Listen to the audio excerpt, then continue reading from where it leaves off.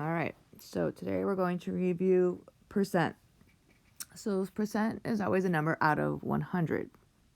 So for example, like if you got an 80 on a quiz, then you got 80%. If you got a 90 on a quiz, you got 90%.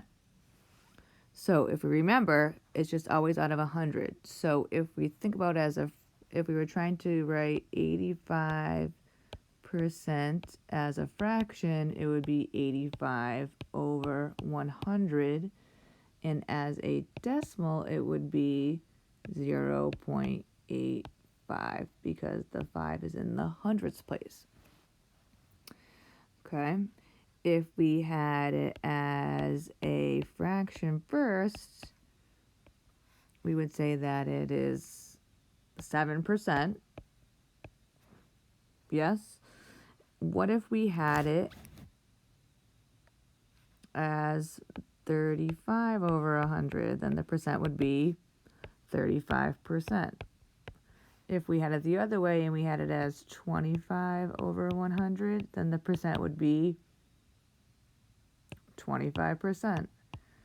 Or if I had it as 34%, how would I write that as a fraction? I would write 34 over 100.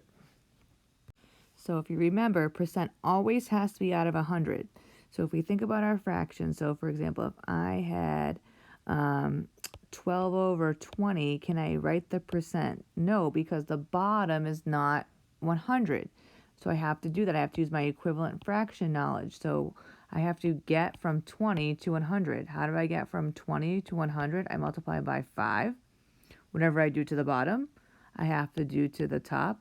So that means I would have to do 12 times 5, which is 60. So then it would equal 60%. What if I had it as 4 over 10? Again, I have to be out of 100. So I have to get to the bottom to be 100 of the denominator. So I have to multiply by 10 here. And whatever I do to the bottom, I do to the top. And then I would have 40%. Okay. And then if I had 9 over 25, again, I can't do this unless I have the bottom to be 100 or the denominator. I have to get there. And if we remember this 25, we always said think about quarters. Multiply by 4, multiply by 4, and that would be 36. So it would be 36%. On your I know it's, you might see like you have like the hundreds grid. And remember, you're just going to count them, and that will be your percent. It looks like that if you remember. So you just count all the boxes, and that would be your percent because it'll be out of 100 because it's a brick. And that's pretty much it.